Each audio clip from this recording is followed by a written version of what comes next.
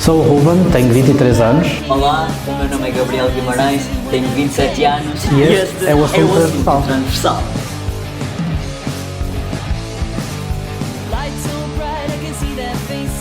Eu sou formado em matemática e faço comunicação de ciência há já muitos anos, portanto eu uso as redes sociais para desmistificar isto da matemática ser um bicho de 7 cabeças, e volta e meia também falo sobre algumas questões sociais que eu acho que são importantes nos dias que correm. Adoro ouvir música, rock, metal, gosto de passear e pronto, sou uma pessoa normal.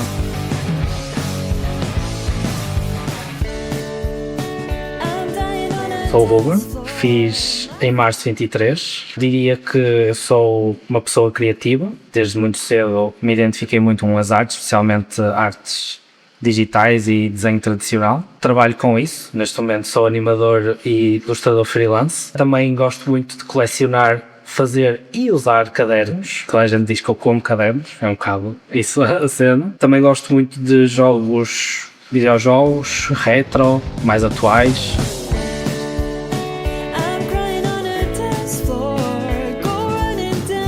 O início foi muito complicado, porque mesmo antes de eu me assumir, ou seja, logo a partir do momento em que eu cortei o cabelo, comecei a perder seguidores e a receber comentários de ódio e tudo mais. E a verdade é que eu andei anos e anos e anos sem receber um único comentário de ódio, e de repente comecei a receber muitos. Isso no fundo abriu-me os olhos, porque eu realmente não estava ciente de que essa era a realidade. Foi algo que me entristeceu e irritou. Eu fiquei com muita raiva perante o que estava a acontecer, porque eu não fiz nada de errado, eu só queria viver a minha vida.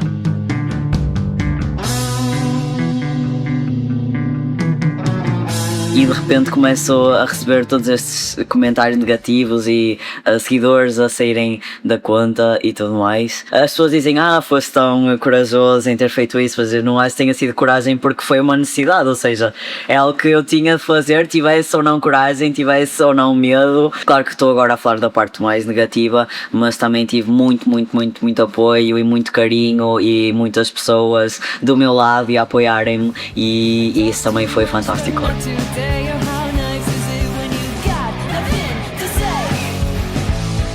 Essa parte no Minecraft, na PlayStation 3, foi um grande momento na minha descoberta. Já havia outras situações em outros jogos online em que eu sempre assumia uma identidade mais masculina, mas era algo que eu fazia sem dar um nome, sem dar uma identidade, era só aqui nesta pessoa digital. Eu jogava, não é?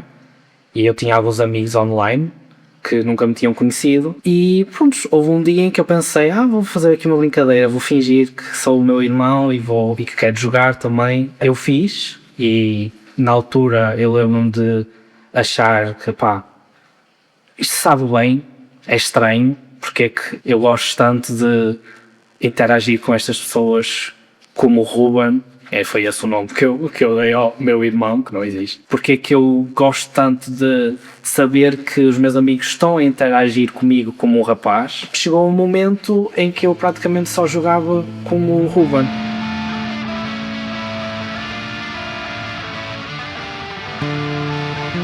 Foi horrível, foi um bocado horrível. Eu ao longo da minha vida participei em muitos eventos desses, e no último, que foi em 2000 exato, foi o ano passado, foi em 2025, ainda foi antes de eu me assumir, não é? Por isso é que me convidaram. Eu estava no palco ao pé de, mulheres na ciência, e a sentir, tipo, o que é que eu estou aqui a fazer? Ou seja, claramente a sentir que eu não pertencia ali, porque na altura eu já sabia que não me identificava com ser mulher. E então eu lembro perfeitamente que nessa noite eu não consegui dormir, aquilo estava a assombrar-me, mas foi importante porque foi mais uma peça de puzzle que se encaixou e que me ajudou a descobrir quem eu era, ao sentir esse desconforto num ambiente feminino.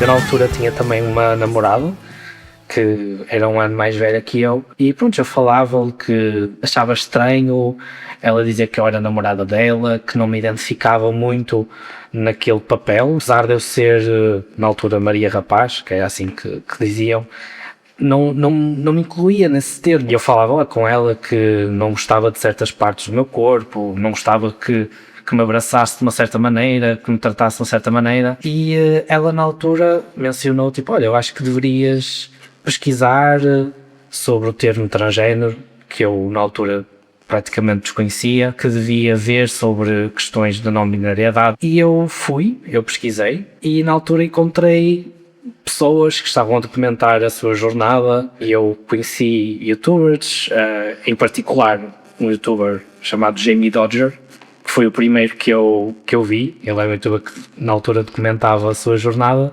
e aquilo para mim foi mesmo um clique em que eu pensei, ok, é isto.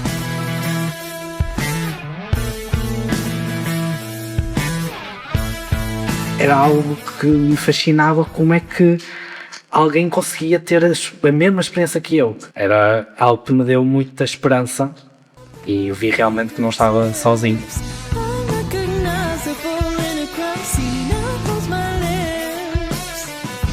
Certamente o olhar das pessoas que me conhecem desde sempre, porque eu posso ter milhares e milhares de pessoas a verem-me online, mas para todos os efeitos são desconhecidos. É sempre mais complicado nós, pelo menos para mim, abrirmos-nos perante pessoas que são a nossa família, os nossos amigos, sobretudo porque não sabemos como é que essas pessoas vão reagir. Com a minha família já foi mais complicado porque realmente não sabia como é que iam reagir, porque são tópicos tabu, são coisas que nós não falamos realmente, nós não somos muito abertos emocionalmente, e então como eu não fazia a mínima ideia como é que iam reagir, eu estava mesmo com muito medo e andei a adiar até ao último segundo, e eu só contei aos meus pais, assim diretamente foi só aos meus pais, o resto da minha família descobriu indiretamente, como eu tenho redes sociais e assim, e como nós sabemos que estas coisas espalham-se rápido, eu pensei, ok, eu vou contar a estas duas pessoas e o resto há de descobrir.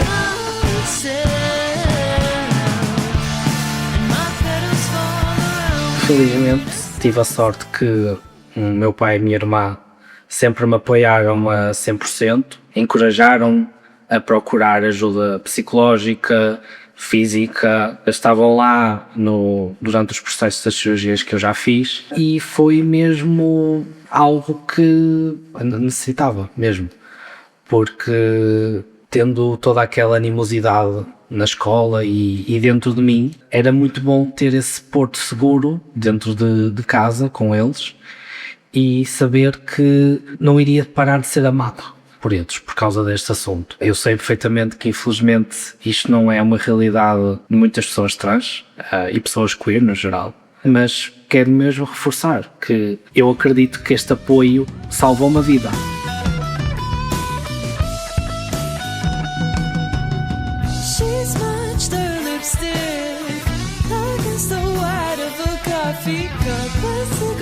Embora escrever é algo que me dá imenso prazer e deu-me imenso prazer escrever o livro, houve alguns momentos em que eu tive de me obrigar a escrever porque tinha muita coisa na cabeça, e dos 3 livros que eu escrevi este foi o mais difícil precisamente por causa das circunstâncias em que eu estava, mas eu tinha um objetivo muito claro na minha cabeça, ou seja, felizmente eu sabia daquilo que eu queria falar, os tópicos que eu queria falar, e como eu já faço divulgação matemática há tantos anos, acabou por ser algo muito fluido e acabei por gostar do resultado final, embora eu acho que uma pessoa pode sempre fazer melhor, mas acho que ficou giro.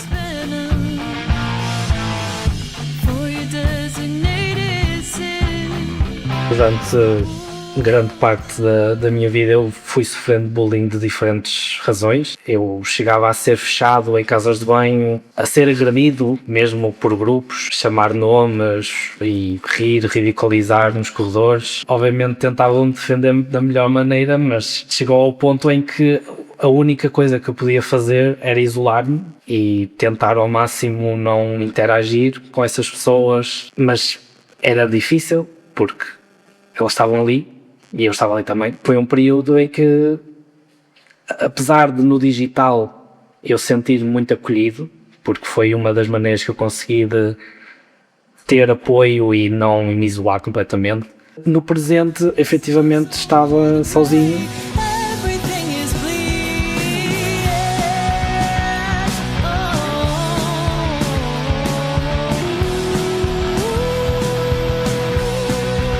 é muito mais fácil falar sobre matemática do que outras questões mais ligadas à justiça social, identidade de género, quer que seja, porque não há preconceito contra a matemática, ou seja, é uma ciência exata, as pessoas podem não gostar, mas não me vão criticar por eu estar a falar sobre a matemática, porque a matemática é à base de factos e eu acho que não é comparável. Ou seja, são tipos de obstáculos e dificuldades muito diferentes. A falar de matemática, o principal obstáculo é como é que eu vou tornar uma coisa complexa numa coisa acessível e divertida e tudo mais.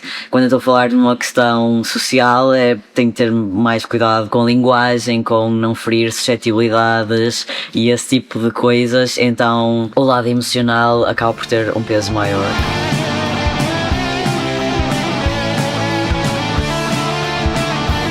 Em Porto Alegre, eu antes de ir e quando já tinha a confirmação que eu ia estudar lá na faculdade, eu praticamente jurei para mim mesmo que ninguém ia saber da minha identidade. Eu na altura já estava em processo hormonal, então já tinha mais aquela questão da passibilidade, mas eu jurei que ninguém ia saber. Eu arrependo-me disso, porque efetivamente foi uma decisão que eu fiz à base do medo.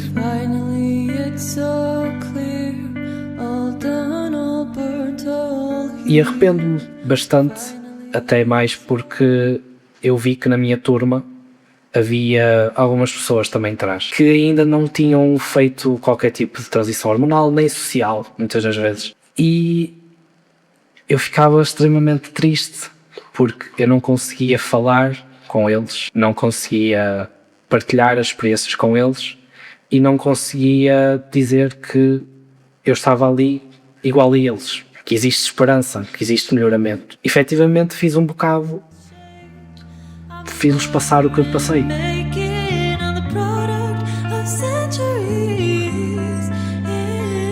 Há uma área da matemática que eu gosto muito, chamada teoria de grafos, que no fundo estuda relações, conexões entre elementos. Nós podemos imaginar que fazemos todos parte de um grafo gigante, em cada pessoa no fundo é um nó, e temos ligações entre as pessoas. Isto representa-se mesmo graficamente com pontinhos e linhas a unir esses pontinhos. Todos somos pontinhos e temos linhas a unir-nos entre nós, porque nós vivemos em sociedade, não vivemos isoladamente, não é?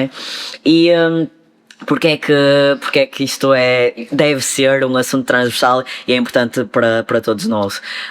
Porque nós já sabemos que quando começam a atacar direitos de certas minorias, outras minorias vêm a seguir até chegar aos direitos da maioria. Então nós temos de lutar contra todos os tipos de discriminação e não podemos permitir que direitos sejam tirados a qualquer tipo de pessoa, ok? Mesmo nós não pertencendo a uma determinada comunidade, a partir do momento em que nós verificamos que aquela minoria, aquela comunidade está a ser atacada e está a perder direitos, eu acho que devemos todos lutar em conjunto. E porque de um ponto de vista mais próximo, ou seja, mesmo que nós não queiramos estar a pensar nesta larga escala e particularizando para o assunto trans, quem é que nos garante que nós não vamos ter um filho trans ou um irmão trans ou um amigo trans, percebes? Nós podemos não ser, mas as pessoas à nossa volta poderão ser. Então acho que este é um assunto que realmente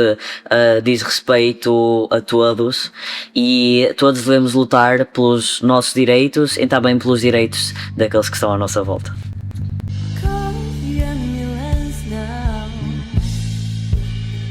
Two shots of adrenaline.